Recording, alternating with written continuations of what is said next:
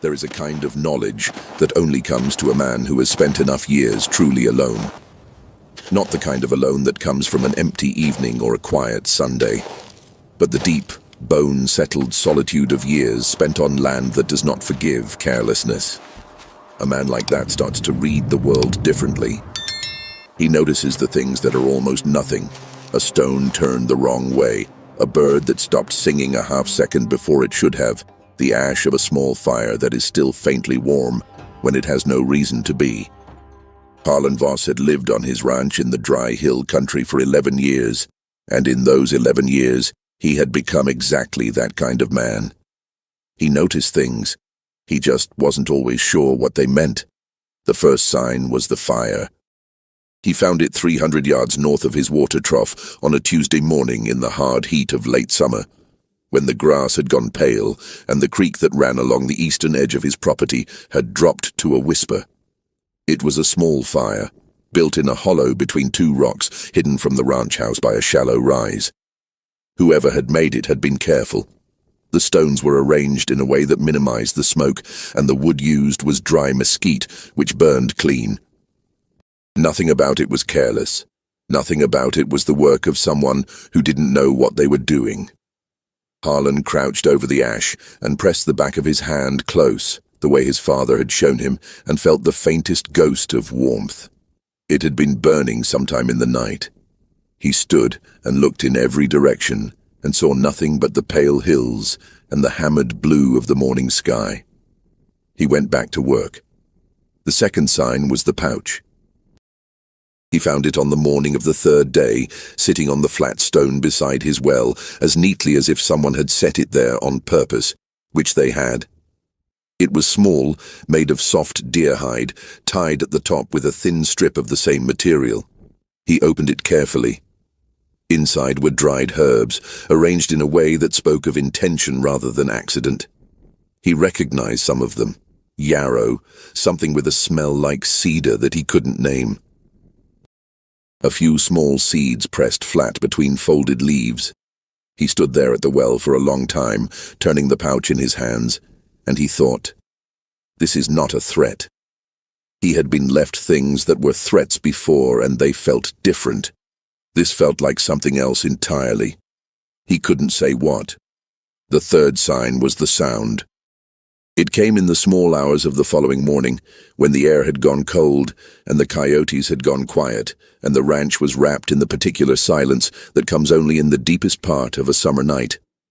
He heard it from his bed, a sound so brief and so soft that he almost dismissed it as the wind. But it wasn't the wind.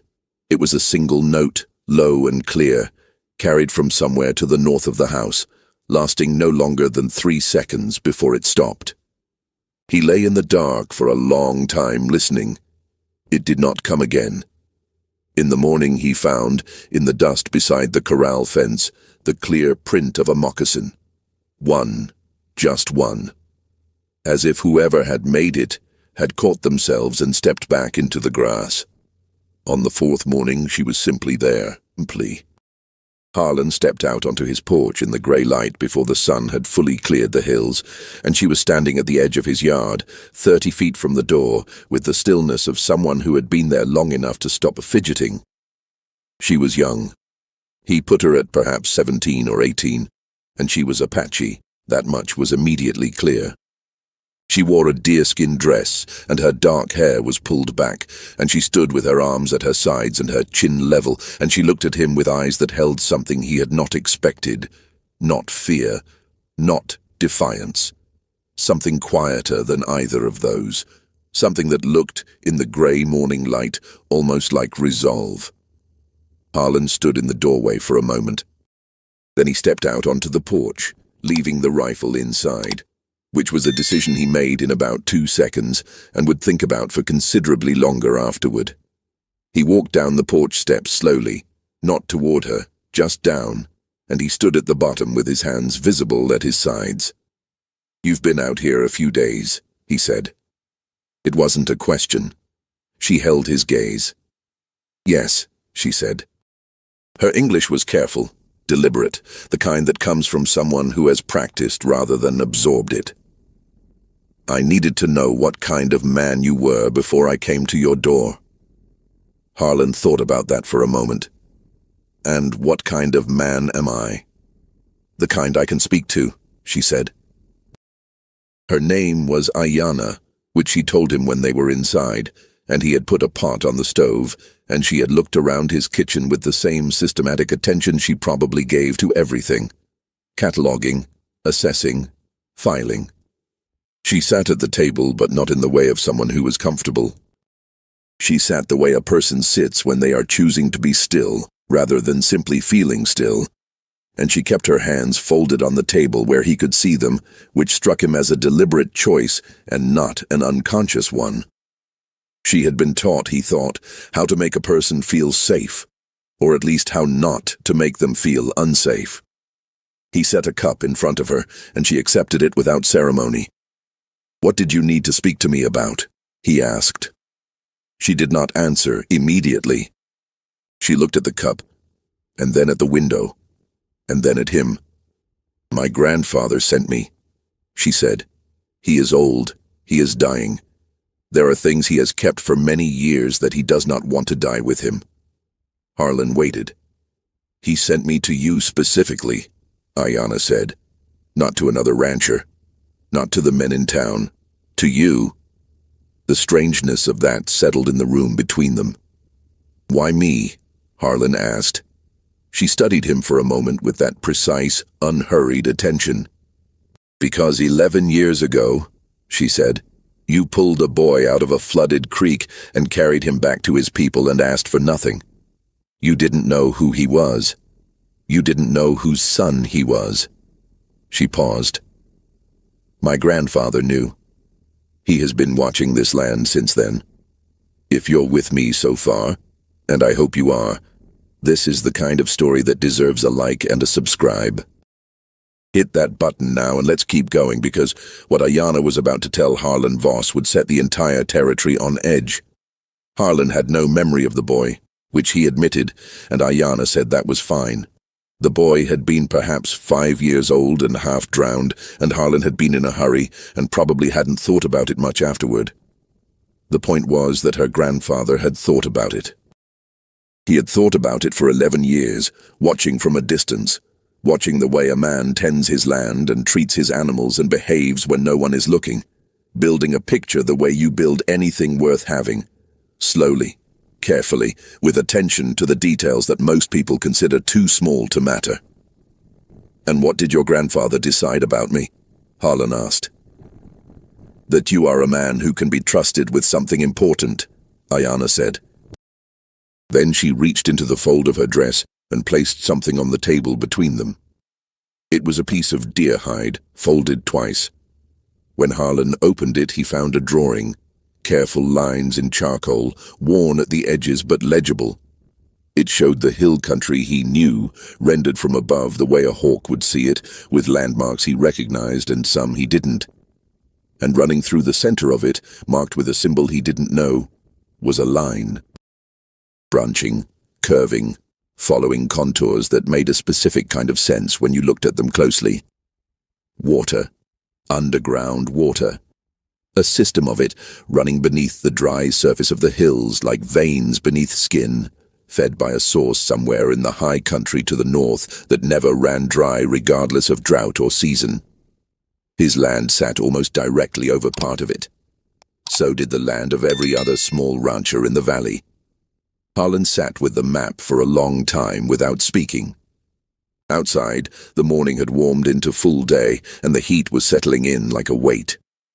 He thought about the creek, running thin for the 3rd summer in a row. He thought about the 3 ranchers in the valley who had already sold and moved on, defeated by the dry years. He thought about a land speculator named Rance Colby, who had come to town 8 months ago and set up an office and begun making offers, always low, always patient, always dressed in the kind of calm confidence that belongs to a man who knows something everyone else doesn't. "How many people know about this?" Harlan asked. "My people know," Ayanna said. "We have always known. We have kept it because the water is sacred and because in the past, when white men learned of such things, they did not keep them sacred." She paused. But my grandfather says times change. He says that a drought does not care who is Apache and who is not. He says that if the ranchers in this valley leave, the men who come after them will be worse. Bigger. Harder to stop. She looked at Harlan steadily. He says it is better to give this to a man who has already shown what he is than to keep it and watch the valley be taken anyway. There was a weight to that reasoning that Harlan recognized immediately, the weight of someone who had thought it through from every angle and arrived at an answer that cost them something. He folded the map carefully and set it on the table and thought about what it meant. If the water was where the map said it was, and if it could be reached, and if the ranchers of the valley knew, then the years of drought became survivable. The cattle didn't have to be sold off at losses. The families who had been hanging on by their fingernails didn't have to let go. But if Rance Colby found out that someone had a map to underground water beneath land he was systematically trying to acquire, the situation would become something else entirely. "Does anyone else know you came here?" Harlan asked. Ayanna looked at him with something that was almost the beginning of a smile. "My grandfather said you would ask that," she said. The answer was complicated. She had been sent alone, and she had been careful, but the territory had eyes in it that were not always visible. She had traveled for 3 days to reach his ranch, and she had seen no one. But in the town of Ridgewater, 8 miles south, there was a man who worked for Colby, a thin, watchful man with a habit of being near conversations he wasn't part of, and her grandfather's instinct said that man had been watching the Apache camps for weeks. Harlan knew the man she meant, then. He had seen him twice in town, once at the general store and once outside the assay office, and both times the man had struck him as someone who was being paid to collect information rather than act on it. The kind of person who exists at the useful edge of someone else's scheme. "How long are you able to stay?" Harlan asked. She looked at him. "Why?" "Because if I'm going to do anything useful with what you've brought me, I'm going to need a few days. And I'd rather know where you are than not." She considered that. "I can stay 2 days," she said. "My grandfather is waiting." He showed her the back room where his ranch hand had slept before the man moved on. She did not thank him, but she nodded, which he was already learning to read as the same thing in a different register. That afternoon he went about his work and thought. He thought about the map, and about Colby, and about water, and about what a man does when he finds himself holding something that could help a great many people, but could also get him killed in the process. He thought about the boy in the creek, who he truly did not remember, and about the fact that someone had been carrying that memory on his behalf for 11 years and had decided that it counted for something. He thought about his wife, Clara, who had died 4 years ago of a fever that came on fast and did not leave, and about how she had always said that a man who doesn't know what he stands for will stand for anything. He had thought about that sentence a great deal over the 4 years since she died, turning it over the way you turn a stone over looking for what's underneath. He thought he was getting closer to understanding it. That evening, Ayanna cooked without being asked, using some of what she had found in his kitchen and some small things she carried, and the result was something that smelled like nothing he could name, but tasted like food he had forgotten he missed. They ate without much conversation, and afterward she sat across from him in the lamplight and said unexpectedly, "Were you afraid this morning? When you came outside without the rifle?" He thought about it honestly. "A little," he said. "But I figured if you meant harm, you had had 3 days to act on it." She was quiet for a moment. Then she said, "My grandfather taught me that there are 2 kinds of courage. The kind that you carry before you need it, like a weapon, and the kind that grows in the moment when you decide to leave the weapon inside." She looked at the lamp. "He says the second kind is rarer." Harlan thought that was probably the truest thing anyone had said to him in quite some time. In the morning he rode to town. He left early, before the heat set in, telling Ayanna he would be back before dark and asking her to stay away from the road. She looked at him as if the instruction was unnecessary, which it probably was. and he rode out through the pale gold of early light with the map folded inside his shirt against his chest and a very clear sense of what he needed to do.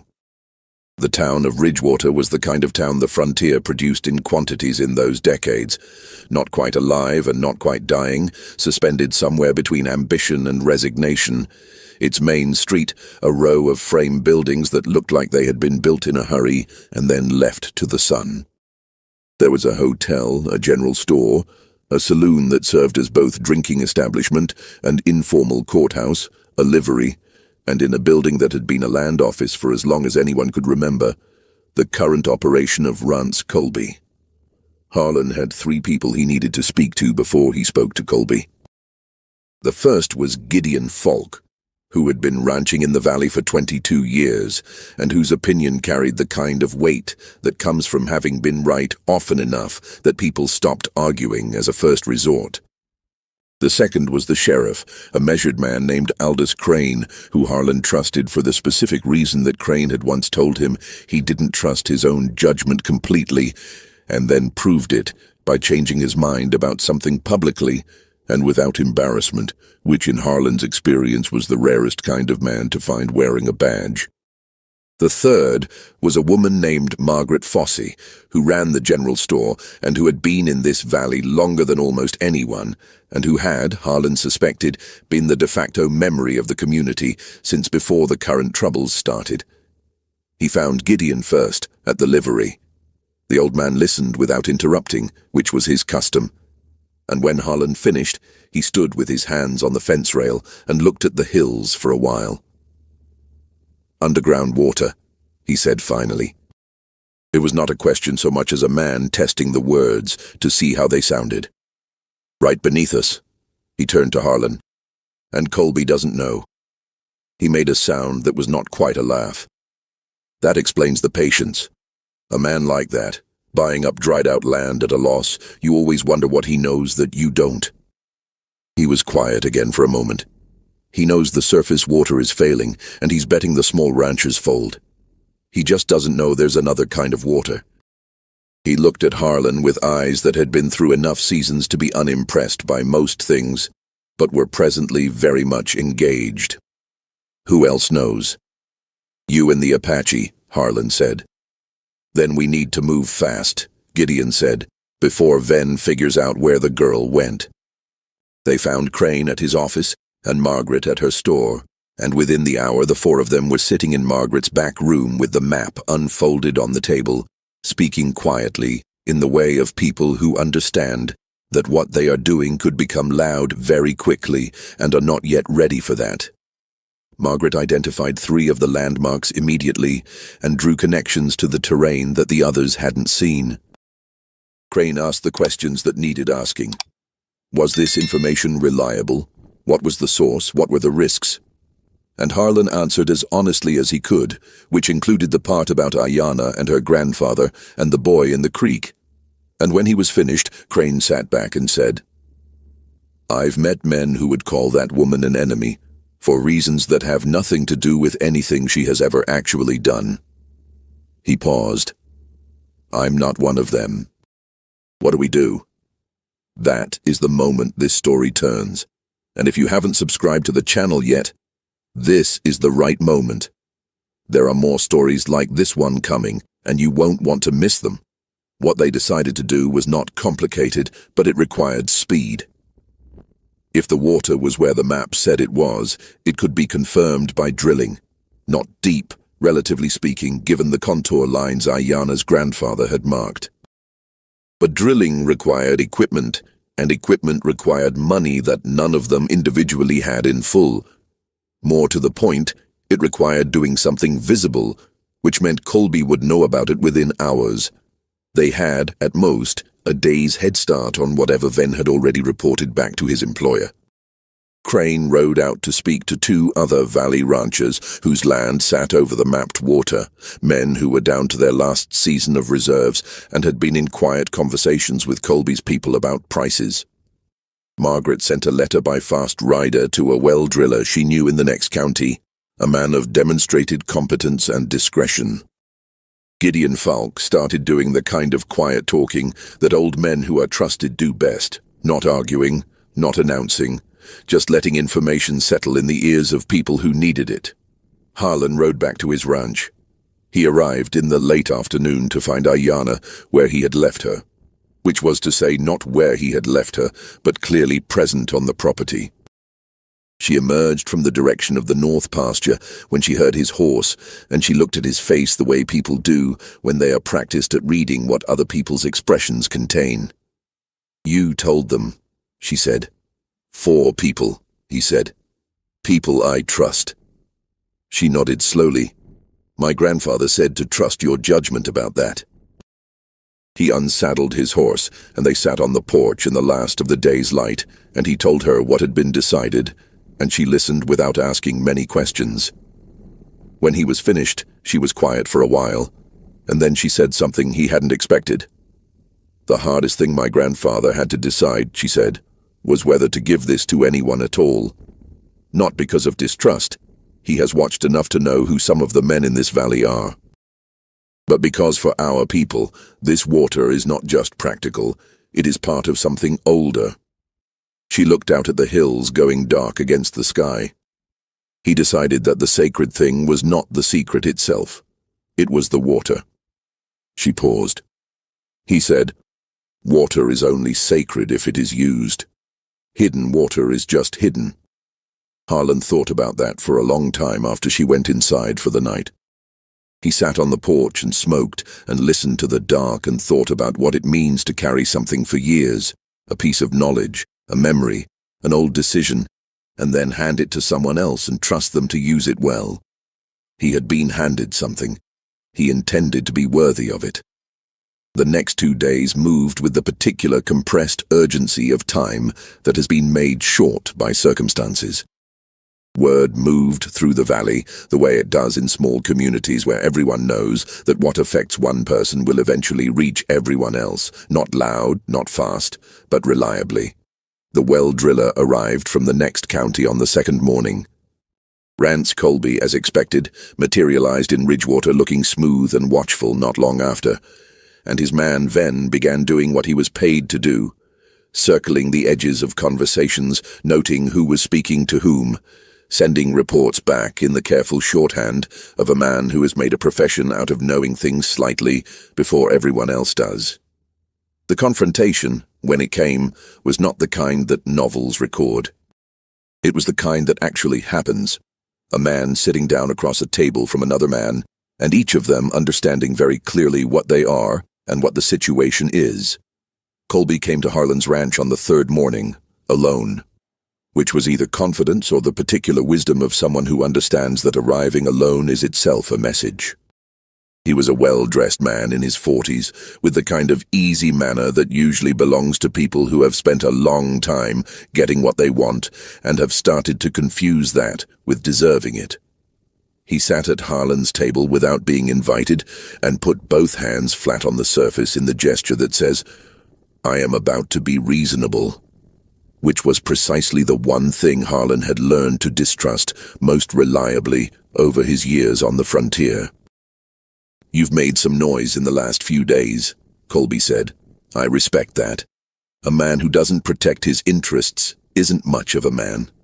He smiled. "But I think we both know where this ends.